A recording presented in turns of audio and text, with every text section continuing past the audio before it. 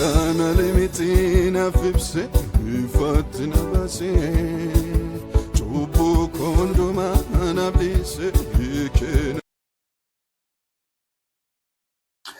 Nagaa Waaqayyoo isiniif haa ta'u. Kun sagantaa birmadummaati. Ani obboleessa keessan faarfataa Eliyaas Gabulaati. Gooftaan nu gargaaree barumsa keenya itti fufuudhaa fi arras kunoo deebinee wal agarreerra. Maqaan Kiristoos kan eebbifame haa ta'u.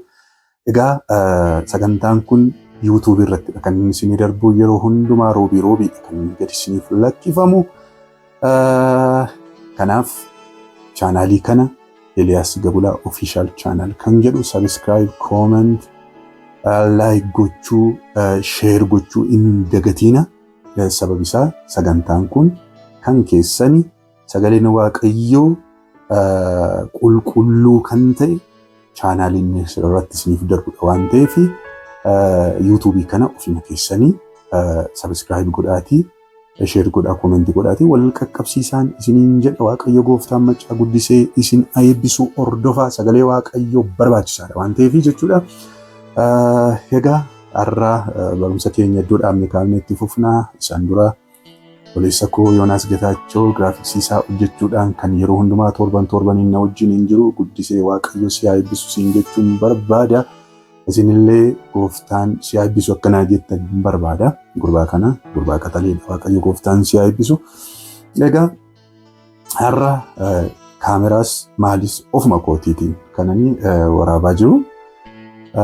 Gooftaan nu gargaara. Jalqabaa kaasaatii amma xumuraatti na wajjiniin tura. Waaqayyo Gooftaan guddisee isin eebbisu. Mee sagantaa keenya har'aa utuu hin jalqabin dura Waaqayyoon kadhannee jalqabna. Gooftaa keenya Yesuus Kiristoos guddisee si galateeffadhaa. Maqaan kee kan eebbifame ta'u yeroo kana waan nu laatteef galanni ulfinni teessoo kee irratti si qofaadhaaf haa ta'u yaa Waaqayyo. Maqaa Kiristoos Yesuusiin Elaasin kadhadha. Sagantaa kana kan hordofaa jiran hundi isaanii galma keetiin kan golbobanaa ta'an samiin isaan irratti haa banamu. Dubbii kee kanaan jireenyi isaanii haa geeddaramu. Hamaan fagoof dhiyoorraatii nu lolu maqaa Yesuusiin kan hidhame ta'u jalqabaa hamma xumuraatti nu wajjiniin ta'e dubbiin kee dhowwaa malee gara keenya dhufu maqaa Kiristoos Yesuusiin si kadhanneerra. Ameen. Waaqayyo Gooftaan guddisee isin eebbisu. Egaa barumsa keenya har'a erga jalqabnee kutaa 14 jirra. Episoodii 10 irra geenyeerra. Waaqayyo Gooftaan nu gargaaree torbee tokkoyyuu gidduutti hin cinne Waaqayyotu nu gargaare. Galanni isaaf haa ta'u. Egaa barumsa keenya Waaqayyo akkamitti namatti dubbata, namatti dubbachuusaa akkamiin beeknaa jenneetu jalqabnee isa jalatti mata duroota adda addaa ilaalaa dhufneerra. Gooftaan keenya Yesuus Kiristoos waa'ee sobdootaa kana waan dubbate qabaa. Waaqayyotu isaanitti hin dubbate warra dubbatan jechuudha. Warra sagalee Waaqayyoo haala jiran Waaqayyotu hin dubbateerra warra jedhan kana warra sobdoota kana waa'ee isaanii Gooftaan keenya Yesuus Kiristoos torbee darbee kan nuun waliin ilaallee yeeyyitti maaf isaan fakkeesse jennee walii wajjin ilaalaa turre. Yeeyyitti isaan fakkeesse yeeyyotadha jarri kuni. Hoolotatti fakkeessa kiristiyaanota yookaan raajota warra sirrii hoolaattidha kan inni fakkeessu. Ergaa yeeyyiif hoolaanii uumamumaa waliin fakkaatanii soorata irratti, bifa irratti waan adda addaatiin waliin fakkaatanii hin wallaalchifatumuu jedhe. Maaliif wallaala? Akkamiin wallaala namni? Gooftaan Yesuus Kiristoos fakkeenya sirrii waan fudhate wayii tokko hin fakkaatu. Garuu jarri dandeettii yeeyyiin hoolaa irraati fakkaattiidhaan baay'ee fagoodha. Ammuma kanaa walirraa fagaatee utuu jiru fakkaattiin hoolaa fi yeeyyii. Jarri kun yeeyyummaa isaanii kanarraati gara hoolaa fakkaachuutti of fakkeessuuf jijjiiruu warra danda'an akka isaan ta'an cimoo warra ta'an dhugaa dubbachuudhaa fi isinitti kaaseen ture. Namoota hin barannellee ta'anii namoota baay'ee baratan akadaamiidhaan namoota baay'ee baratan gowwoomsuu warra danda'anidha. Kutaa afur baratee nama piroofeesarii tokko gowwoomsuu kan danda'udha. Afurri sun afura ulfaataadha. Warra sobaa kana salphaatti waan nun ilaallu. Kanaaf Gooftaan keenya Yesuus Kiristoos jara mure irraa of eeggadha. Jara kanarraa of eeggadhaa jedheetu yeroo baay'ee dubbatu ture Gooftaan Yesuus Kiristoos. Kanaaf nuunillee kanaaf kanarratti xiyyeeffanne kan nuun walii wajjin barachuun dirqama kan inni ta'e jechuudha. Gooftaan ammallee isin eebbisu. Egaa har'a immoo erga akkas ta'e jarri kuni maaliif yoo fakkeessuun isaan barbaachise? Yeeyyoonni maaliif hoolota gidduu turuu kan isaan barbaadaniif maaliif? Kan isaan hoolaa of fakkeessuu barbaadan maaliif? Kan jedhu ammanuu danda'ame. Baradii keenya har'aa kanatti gadi fageenyaan isa kana walii wajjin ilaaluutu nurra jiraata. Maaliifidha? Maaliif nu gidduu jiraatu? Jarri kun maaliif hoolota gidduu hoolaa fakkaachuu maaliif barbaadanii kan jedhu walii wajjin ilaaluutu nurra jiraata. Egaa yeroon yeeyyii jedhu raajota sobduu yookaan barsiisota sobduutti fudhachuutu isinirra jiraata. Yeeyyii gaafan jedhu hoolaa gaafan jedhu kiristiyaanota raajota warra sirrii ta'an tajaajiltoota warra sirrii ta'an jechuudha. Hoolaa gooftaan keenya Yesuus Kiristoos nu Kiristoosiin fakkaanna isiniin jedheera. Jarri immoo seexana fakkaatu. Kiristoos garraamiidha. Ani hoolaa akka hoolaatti jedha. Akka hoolaatti qalmatti geeffamtuu jedha gaafa nuuf du'uudhaaf fannoo baatee gaafa deemu hin dubbanne hoolaatti fakkeessa wangeelli keenya gooftaa Yesuusiin nus isa fakkaanna waan ta'eef hoolotatti nu fakkeessa nunis gooftaan keenya Yesuus Kiristoos gaafa Yohaannis boqonnaa 10 guutummaa isaa gaafa ilaaltan antiksee gaariidha isin immoo hoolota jedheetu dubbata guutummaa isaa yoo dubbifattan jechuudha. Kanaaf yeeyyota kanarraatii of eeggadhaa ganuun jedha gooftaan Yesuus Kiristoos antiksee gaariidha. Isin immoo hoolota kooti yeeyyiitti dabarsee isiniin kennu jedhetu yeeyyota kana keessaa tokko kan hoolaa irratti miidhaa geessisan keessaa warri guddaan yeeyyotatti kan inni fakkeesse gooftaan Yesuus raajota sobduu barsiisota sobduudha jechuudha. Raajota sobduu kanarraa of eeggadhaa jedha gooftaan Yesuus Kiristoos. Kanaaf yeeyyonni kun egaa gara barumsa keenyaatti gaafsinu yeeyyonni kun kan isaan nu gidduu jiraatan nu jaallatanii miti. Waan nu jaallataniif utuu hin ta'in, waan hoolaa jaallataniif utuu hin ta'in, hoolaa ta'uu barbaadanii utuu hin ta'in, yeeyyummaa isaanii gaddeeruu barbaadanii, akka hoolaa ta'uu barbaadan jedhanii miti nu jaallatanii miti, hoolaa jaallatanii miti waan isin beekuun isinirra jiraatu. Kan isaan kiristiyaanota of fakkeessan, kan isaan raajota of fakkeessan, kan isaan ergamaa of fakkeessan. Nu jaallatanii miti, gaddeeramuu barbaadanii miti, jijjiiramuu barbaadanii miti, hoolaa ta'uu barbaadanii miti. Indaa muudii isinitti qabatu. Waan isin ajaa'ibu keessa yeroo isin gowwoomsan yeroo isin gowwoomtaniif galgala isinitti kolfaa bulu. Waan isin ajaa'ibu keessa inni sun immoo akka inni godhate argitanitti tola sagantaa keessaati yeroo isin achachacha dhugomanatti dubbate waaqayyo gaafsan jettanii gaafsan waccan jechuudha. Isaan isinitti qalladu galanii isinitti baacu muudii isinitti qabatu. Waan isin ajaa'ibu keessaati isinitti kolfaa bulu. Boori immoo dhufanii raajota sirriitti irraa nyaanne sirriitti gowwoomfanne isiniin jedhu waan isin ajaa'ibu keessa gaddeeramuu barbaadan jira. Yaada qalbii diddiirrachuun qaban jira. Takkaadhuma hin deebi'an jarri. Mi'atu akka jedhamti wangeela keenyatu akka jedha. Ilaa kunooti Phexros 2:2 irratti yoo laallattanii karaa isa qajeelaa dhiisanii karaa irraa ka'ataniiru dhiisanii hin barbaadan jarri. Dhiisanii irraa ka'ataniiru. Karaa Baalaam ilma Be'oor isa jal'ina hojjechuudhaan bu'aa argachuu jaallate irra bu'aniiru. Kana duukaa bu'aniiru jarri. Ilma Be'oor kan jedhamu Bala'aam seera lakkoofsaa keessa Iyyaasuu keessa dhattanii yoo ilaaltan nama kana seera lakkoofsaa boqonnaa 12-13 boqonnaa 22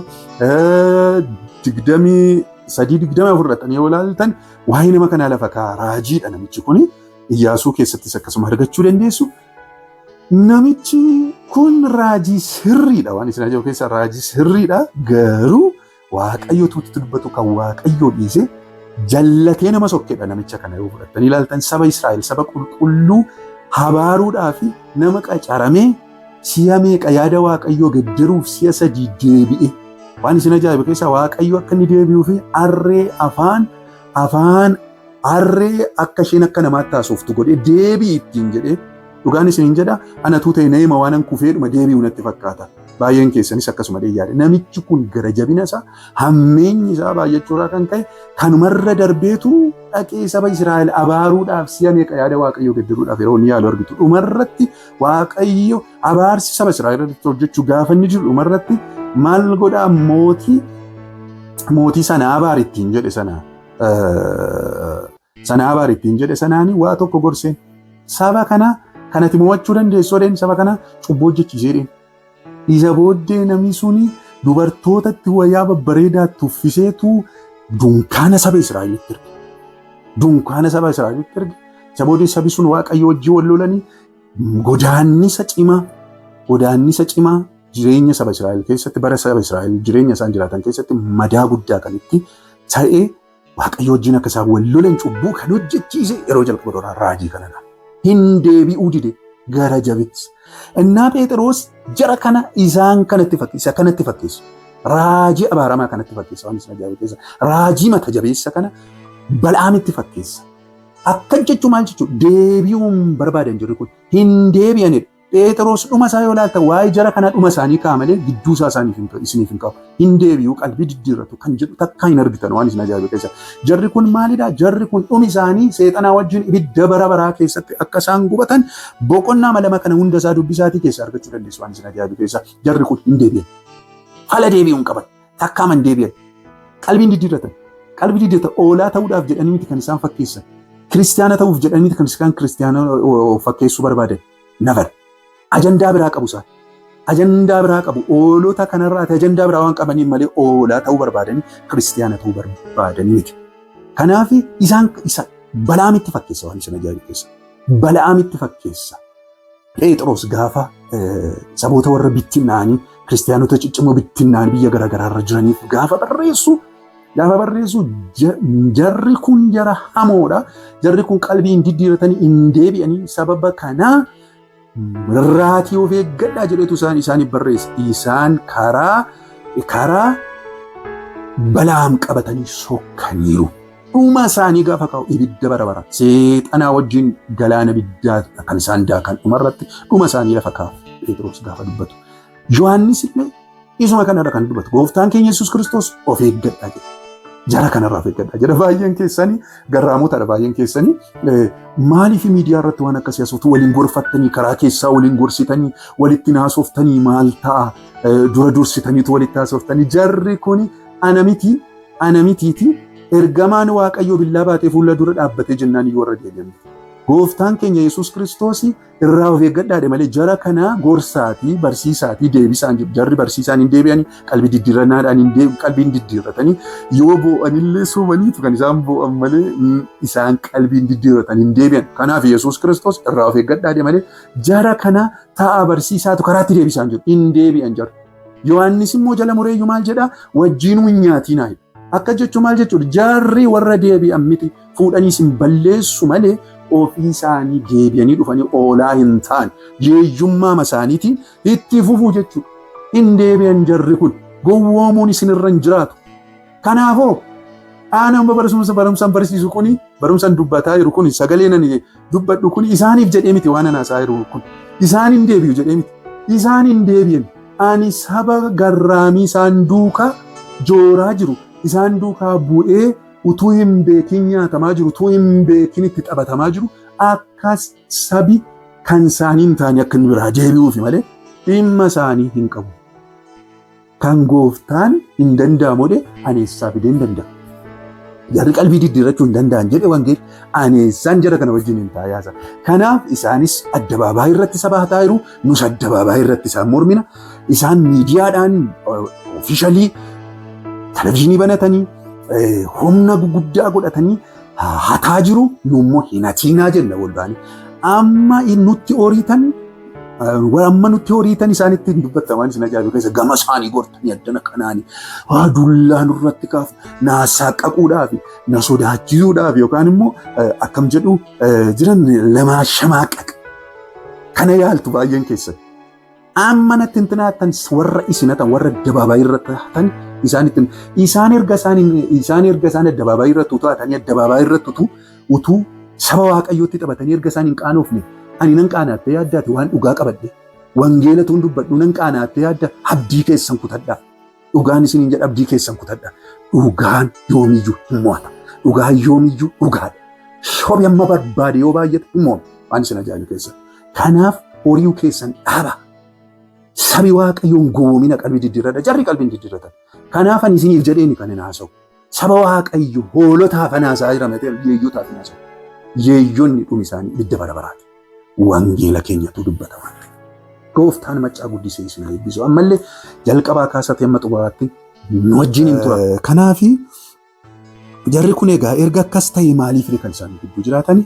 Qabxiidhuma lamadha kan isinitti dubbadhu waama lama isinitti dubbadha. Kanaan dura isinitti kaaseera kan isaan nu gidduu jiraatanii fi kan isaan hoolaa fakkeessuu barbaadan qalbii diddiirrachuudhaaf utuu hin ta'in yookaan immoo hoolaa ta'uu hawwanii isaan mararree jennaan akka keenya ta'u yeeyyummaa isaanii dhiisuudhaaf yaalaa jiru miti. Yeeyyummaa isaanii ittuma fufu. Isaan ittuma fufu kan isaan barbaadan nu bittimsuudhaaf inni jalqaba dura. Nu bittimsuudhaaf. Inni lammaffaa immoo hoolota kana nyaachuudhaaf. Hoolaan diina baay'ee qabdi. Beekuutu sinarra jiraata kiristiyaanonni diina baay'ee qabu. Diinota keenya keessaa tokko yeeyyonni nu nyaatan. Yeeyyiin hoolaa nyaatti. Isinitti hima yeeyyiin yeroo hundumaa foonidha kan isheen nyaattu malee marga nyaattu. Yeroodhaaf marga nyaachuu waan nu wajjin marga nyaatan fakkaatu nuuni kan nu nyaannu sagalee waaqayyooti. Sagalee waaqayyoo waan jaallatan fakkaatu yeroodhaaf garuu takka sagalee waaqayyoo miti kan isaanitti tolu. Isaan ajandaa isaanii biraadha. Akkuma isiniin jedhe tokkummaa hin jaallatan, tokkummaa hin barbaadan isa kana Yihuudaan bareechee nutti himeera. Warri dhufan kun gargar ba'umsa fiduu jedhala. Yihuudaa 19 irratti yaada foonii jala of galchuu afuricha of keessaa hin qabanidha. Isaan afurri isaanii afura jiiguudha, afura bittimsuudha. Hoolota kana bittimsaniitu garaagara cabsaniitu isa booddee hoolota kanarraa nyaachuu. Isa kana walii wajjin ilaaleera waan ta'eef hin baay'isu. Gaafuma waldaa tokko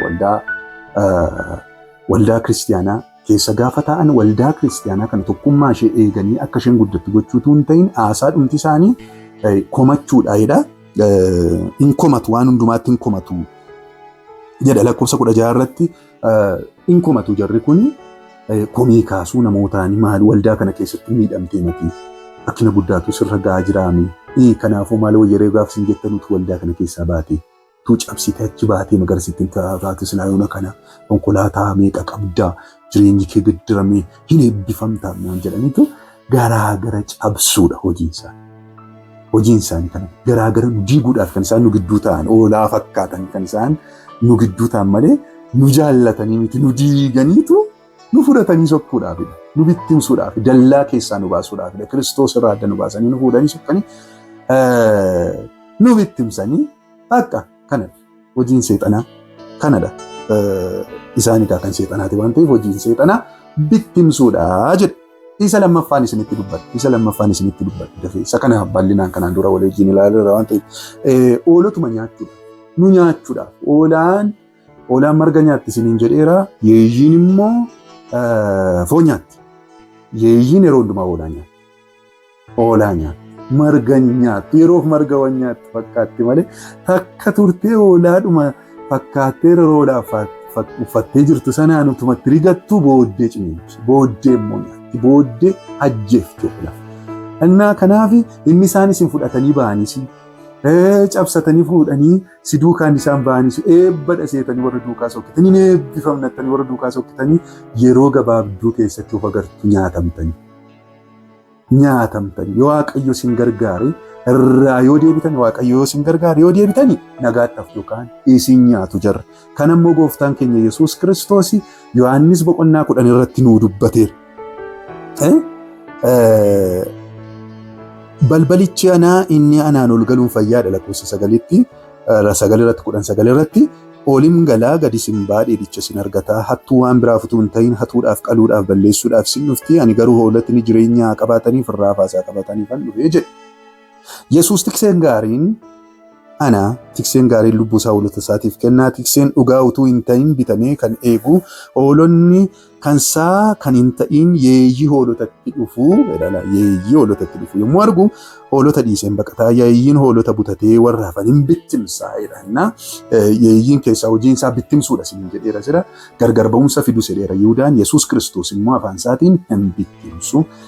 Yeeyyiin isa nyaatu nyaatee isa danda'uun nyaataa yoo dadhabe immoo hin bittimsa. Kanadha kan inni godhu namicha isa bitamee eegu sana keessumaati. Inni kun gaggeessitoota waldaa kiristiyaanaatiif bitamtoonni jiru. Waldaa kiristiyaanaadhuma keessa kan jara kana itti waamanii nyaachisan sabi akka inni nyaatamu kan godhan bitamanii horii yoo argatan duwwaa sabicha kan eegan yoo horii dhaban yoo bu'aa isaanii dhaban kan foonii yoo dhaban dhiisanii kan sokkan bittimsanii kan sokkan yeeyyitti kennanii kan sokkan gaggeessitoonni akkasii jiru. Isa kana dhumarrattidha waa'ee gaggeessitootaa kan nuti walii wajjin ilaallu dhimma liidarshiippiis walii wajjin hin baranna. Isarratti dubbadha. Isa kana tikseen gaariin garuu hoolota isaa kenna. Hoolota isaatiif lubbuu isaa kenna. Gooftaan keenya Yesuus Kiristoos iddoo kanatti yeeyyii hoolaaf tiksee Yesuus Kiristoos kaa'a. Iddoo kanatti maal jedhaa hoolonni koo sagalee koo beekuu jedha. gooftaan Yesuus Kiristoos. Hoolonni koo sagalee koo waan beekanii fi sagalee biraa gaafa dhaga'anii hin baqatu jedha. Hin baqatu jedha. Ishee kan akkasiin jala murtanii bartanii barbaada. Sagalee tiksee keessanii hin beektan taatanii jennaan. Jara kana duukaadha kan isin sokkatu. Warri jara kana duukaa sokkan, warri cabsatanii jara kana duukaa sokkan sagalee tiksee isaanii waan hin beekaniif. Warri sagalee tiksee kootii beekaniidha. Lakkoofsa 8 irra dhattanii yoo ilaaltanii lakkoofsa 8 irratti warri na dura dhufanii karaa biraatiin lixan hundinuu hattuudha, saamtuudhas, hoolonni garuu isaaniif hin dhageenyedha. Sababi isaa maaliif? Sagalee tiksee isaanii beeku waan ta'eef. Sabi bara kana baay'atee isaan duukaa sokkeera. Namoota hedduu karaarraa kaachisuu hedheera. Phexros gaafa dubbatu karaarraa kan kaate nama baay'eedha. Amma waan isin ajaa'ibu keessa kun maaltu kana fide yoo jettan sagalee tiksee isaanii hin beekan. Hin beekan baay'een isaanii. Sagalee tiksee isaanii, sagalee Kiristoos waan hin beekneef baay'een keessan nyaatamaa jirtu. Isin nyaataa jiru jarri, fooniin hafuuraan isin nyaataa jiru, lubbuutti isin taphataa jiru. Isin garaagara baaftanii hin barreemne. Sagalee tiksee keessanii sagalee Kiristoos hin beektan waan ta'eefidha kan isaan duukaa sokkitan. Addaraasha guddaa mayoo argitan waldaa kiristaanaa isinitti fakkaata isinitti. Sagalee waaqaa isinitti fakkaata. Jedheennaan bakka kun kiristaana jettusi. Waama wayii tokko waan argaa jedheennaan bakka inni raajii dhumate. Waama jedheennaan nama waaqayyoo Yagziyaabeer saa'u manaam jettu. Nama waaqayyoo jettu ammasii. Bakka waama wayii tokko yoonni akti godhe gaafuma itti fakkeessu addan baafattan dandeessanii waaqayyoo gooftaan machaa dhaloota kanaa ilaalu malee. Sagalee waaqayyoo sagalee tiksee keessanii akkamiin beektu? Akkamiin beektu? Inni kun barumsa mataa isaa danda'edha. Sagaleen Kiristoos sagaleen isaa maal fakkaata? Furdaa moo qal'aadha? Sagaleen isaa uumamaa amma mul'ataatti isa jiru isa barreeffamee jiru kanadha. Kana ala kan ba'e karaa biraa kan dhufee lixu inni hattuudha jedhe gooftaan Yesuus Kiristoos. Sagalee isaa ala kan dhufu kamiyyuu hattuudha. Isa kana hin beektan taatanii jennaan ganaa nyaatamaa jiru baay'een isaanii. As galagalanii baqachuun kan isaanirraa malee isaan baqatanii as deebi'uurra deebi'aa warra ittiin jedhutti duulu. Har'a waan isin ajaa'ibu keessaa sabi keenya saba baay'ee isin gaddisiisu, uummata baay'ee isin gaddisiisu, dhaloota baay'ee isin gaddisiisu, sagalee abbaa isaatii, sagalee tiksee isaatii kan hin beekne, sagalee yeeyyiidhaaf sagalee tiksee isaa adda baasee kan hin beekne, yeeyyiin gowwoomsite, hoolaa fakkaatte, guurtee sokkite nyaataa jirti waan isin ajaa'ibu keessaa. Please sagalee waaqayyoo beeka. Sagalee tiksee keessanii beeka. Wangeela kana beeka. Wangeela kana ala ibidda bu'uu irra deebi'een isinitti ibidda bu'uu waaqayyo lafti kun agaggalagalu inni hattuudha. Namni gaggalagalchu sun namni waan barbaade godhe sagalee waaqayyooti ala wanti godhamu kamiyyuu inni hattuudha irra deebi'een isinitti nu barbaadisa. Dhugaan isinin jedhu. Ani waa tokkoon isinitti himu. Waa tokkoon isinitti himu. Akkas jedhe Phaawulos. Rakkina moo beela moo Indaama iddoo sana dhaqanii isinii dubbisa Roomee boqonnaa 8 irraati. Duuni jireenya Roomee boqonnaa 8 lakkoofsa 38 fi 39 irraa. Duuni jireenyi ergamoonni waaqarraa warri bantii waaqaa keessatti haboo qabu jedhamanii sodaataman. Wanti amma jiru, wanti dhufuuf jiru sundinuu, wanti humna agarsiisuu danda'u jaalala waaqayyootii gargar akka nu hin baafne ani beeka. Wanti ol ka'ee jiru, wanti gad fagaatee jirus uumama keessa wanti biraas jaalala waaqayyoo isa karaa gooftaa keenya Yesuus Kiristoos nu dhufetti danda'ee gargar nu hin baasu jedhee dubbata Phaawulos. Ergamaa waaqaa isheettu sana qabadhaa 38. Ergamaa waaqaallee yoo ta'e wangeela Kiristoos kanarraa Kiristoos irraa kan addana baasu yoo dhufe Mikaa'eliyyuu haa ta'uu isaatiidha. Sasin maqaa garaagaraa ergamaa akkamiillee yoo ta'e Kiristoos irraa addana baasa yoo ta'e hin dhaga'udha Phaawulos. Dhugaan isiniin jedha anillee isuma kanan isinitti. Kumni keessan dachaatanii yoo isin duukaa sokkitanii jara duukaa ani qobaa koo Yesuus Kiristoos wajjin isinitti himaa. Ergamaallee maan ta'in akkuma Phaawulos jedhe ergamaa maan ta'in Kiristoosiin kan natti amatu Kiristoos irraa kan addana baasu Kiristoos irratti akkan ka'u kan na godhu. Sa Kiristoos jedhee ala oduu biraa kan odeessu. Oduu odeessuudha sagaleen waaqayyo oduudha wanti biraa. Wangeela kanaara wanti godhamu hundumtuu inni jireenya kiristaanummaa keenyaatiif waan nu fayyadu tokkoyyuu hin qabu. Lubbuu keenyaa waan nu fayyadu tokkoyyuu hin qabu. Isa kana Phaawulos kan inni jedhu jaalala Kiristoos irraa addana baasa ta'ennaan ergamaayyuu maan ta'e hin dhaga'u anis hin dhaga'u. Isinittan himu. Waa barbaade yoo dhufe waa barbaade yoo goota morma koon kenna malee. Wangeela Kiristoos ala kan dhufu kamiyyuu akka inni na hatu waan beekuufi jalqabumaa kaasee yeroo namni duukaa sirbaa ture yeroo tiksitoonni baay'een dogoggoran jara kana duukaa gaaf tokko duukaa hin deemne waan isin ajaa'ibu keessa waa gargaarsa Waaqayyo naa godhe keessa kana Waaqayyoon galateeffadhu kanadha. Maqaan Waaqayyoo kan eebbifamee ture. Si waamuu didanii jennaan maal jedhanii jennaan 8-9 ol na waamanii hin dhaqu. Hin dhaqu balbala isaaniitiin hin ba'u. Sobduun deddeebi'u. Ani Kiristoosii wajjinan gidiraa fudhadha. Dhugaan isiniin jedhu akkasiin odeessitan akka baay'een keessan haasoftanitti sooshaal miidiyaa irraa never isiniif deebisuuf jedhee utuu hin ta'in miti akkas miti. Silaa bu'aa biyya lafaa kanaatiif waan biraa godhee isaan caalaa iyyuu godhee argachuu nan danda'a. Bu'aa biyya lafaa miti an Kiristoosiin kanan hordofe jireenya bara baraa qabaachuudhaaf jireenya bara baraa argachuudhaaf Yesuus Kiristoosiin hordofe maqaan Kiristoos kan eebbifame haa koomentii kee akkasii baay'atuu fi yookaan immoo maayinni beekamtii argachuudhaaf jettee tolnaan fa'aa kan jettanii naa barreessitanii isiniinis Waaqayyo isin haa eebbisu. Eeyyee beekamtiin barbaada. Beekamtiin ani ittiin beekamuu barbaadu maalidha yoo jettan hamma miti kanan beekamuu barbaadu. Nama biyya lafaa kanarraa amma nam biiliyoona 9 amma 10tti jiru jedhama. Ani biiliyoona 9 duratti beekamuu barbaadu. Isinii galee namni biiliyoona 9 duwwaan akka inni na beekamuu barbaadu. Addaamii kaasee gooftaan Yesuus Kiristoos ammayyuu dhaloonni ganaa dhalatan Yesuus Kiristoos waggaa miliyoonarraa tura yoo ta'e tuun dhufi amma kana walitti dabalame isaan kun hundumtuu walitti sassaabamanii achirratti badhaafamuu barbaadan. Maqaan Kiristoos haa eebbifamu. Eeyyee beekamuun barbaadan. Beekamtiin barbaadan. Beekamuun barbaadan. Garuu amma miti kana ni barbaadu. Akka keessan isheen kun beekamtii lattanii yaaddu amma isin nama biiliyoona 9 irratti dhaloota amma jirtu kanarratti beekamu beekamtii isinitti fakkaata isin. Isa kana miti. Ani beekamtii kana ni barbaadu. Dhalooti hundumtuu walitti qabame. Museen fa'aa, Abrahaam fa'aa, ergamoonni raajonni dhaloonni ganaa dhalatan walitti idaa'amanii achirratti beekamuu barbaadan. Achirratti badhaafamuu barbaadan. Eeyyee beekamtiin barbaada. Isa sinaa sooftamti laayikii fi koomentii keessammoo isheen gatiin qabdu. Isheen gatiin qabdu. Waa tokkoyyuu waan na fayyadu hin qabdu. Ani isaa afaan dorgomaa jira miti. Eeyyee nan beekama. Nan beekama. Yesuus Kiristoosii wajjin wangeela kanaaf gaafa lolu wangeela kanaaf gaafan dhaabbadhu wangeela kana duukaa gaafan dhaabbadhu Kiristoos akka inni na wajjin dhaabbatu beeka. Akka inni na badhaasu beeka. Aarfamuun iyyuu aarfamuun anaaf badhaasa. Ayyaasaa kana beekuutu isinirra jiraata. Tajaajiltoonni keenya deebi'a. Ila maalan isin jedhe beektu Waaqayyoof jedhaati. Waaqayyoof jedhaati. Wangeela duukaa hiriiraati beekamtii argadhaa gooftaa biratti gaafa inni dhufu sana. Yelloo malee gaafa sana akka ijoolleen abbaan ishee gaafa bakkeedhaa dhufutti fiddu akka sana Yesuusitti fiigdu gaafa sana. Akka amma jirtanitti garuu Yesuus irraa baqatu. Yesuus irraa baqatu natti dhufee laata maal jettu kanaaf. Beeles jabaadhaa yeeyyoota kanaan mormaa. Amma dhumaatti yeeyyoota kanaan mormaa saba Waaqayyoo harka baasa. Warra bitamtuu hin ta'ina. Geggeessitoota bitamtuu hin ta'ina. Warra Yesuus Kiristoos bitamanii eegu edhe sana hin ta'ina. Horiidhaaf jettanii paasterii hin ta'ina. Horiif jettanii Waaqayyoof jedhaatu ergamaan maal wangeelaa faarfataa hin ta'ina. Horiif jettanii hin faarfatina. Maqaa gooftaa Yesuusiin isin gaafadha. Maalu? Horiin na barbaachisa. Horiin si barbaachisa. Garuu wangeela ittiin lallabuuf malee wangeela kan lallabnu horii argachuuf miti. Wangeela kan dubbannu horii argachuuf miti. Wangeela kan faarfannu kan lallabnuuf horii argachuuf jennee ta'uun nurra hin jiraatu. Never.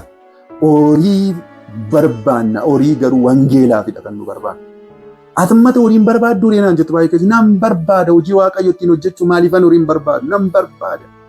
Garuu kanan hojjetaa jiru kun kanan lallabaa jiru kanan barsiisaa kan faarfataa jiru kuni horii argachuu fedhanii. Horii argachuu fedhanii. Ajandaan isaa garaagara. Jarri kun garuu hin nyaatu oolotuma kana nyaatu. Kanumti isaan raajii of fakkeessanii fi nyaachuuf jedhanii